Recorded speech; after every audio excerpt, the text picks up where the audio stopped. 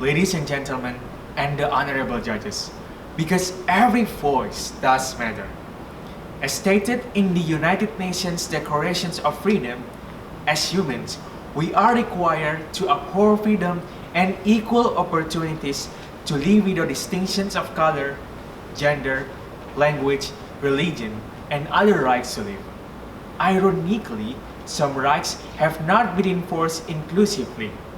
In many countries, including Indonesia, people with disabilities are underestimated for not being able to work, and their voices are always unheard. Will we just close our ears? My name is Muhammad Athallah Naufal, a student of Universitas Pertamina, and I will speak up for the people with disabilities because every voice does matter. We need to be aware of the fact, as reported by the UNDP, that 15% of the world's populations are people with disabilities, making the number more than 1 billion people. People with disabilities constitute the largest minority in the world. The International Labour Organizations in 2020 state that people with disabilities are classified as more vulnerable to poverty in every country, whether measured by traditional economic indicators such as GDP or more broadly in non-monetary financial aspects such as living standards, education, health, and living conditions. Moreover, UNESCO states that more than 90% of children with disabilities in developing countries are not in school. This is a serious threat to the accomplishment of Sustainable Development Goals Point 8, decent work and economic growth. And how about in Indonesia? The facts on the ground are no less astonishing.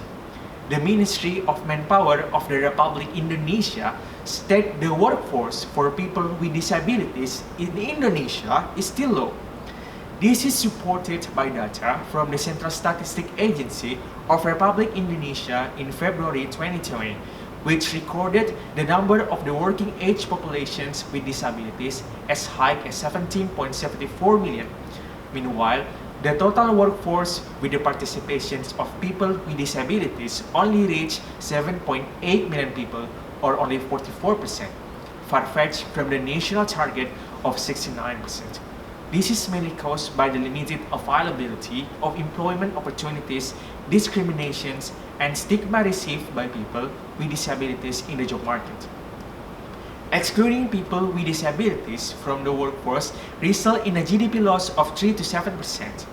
In solving this problem, various cooperation schemes are needed that involve the government, company stakeholders, and the community to support the fulfillment of the rights of people with disabilities so that it can be accepted in the job market. First, the Indonesian government need to fully examine the laws and regulations that support the right to work for people with disabilities, because many articles are still based on a charity model. The charity model is a condition where people with disabilities are considered in need of help and unable to do things for themselves. On the contrary, the orientations of the regulation should be the social model, which includes the realizations of adequate inclusive education, the fulfillment of supporting infrastructure, as well as a sound legal shelter, so that their rights are protected when entering the job market. Secondly, the company stakeholder should provide an open opportunity so that people with disabilities can have the same chance to work without facing any discriminatory behavior. And last but not least, the elements of society must recognize that people with disabilities are an indispensable part of our society, whose rights must be upheld without any discriminations. Fighting for the rights of people with disabilities is important to ensure the survival of this country.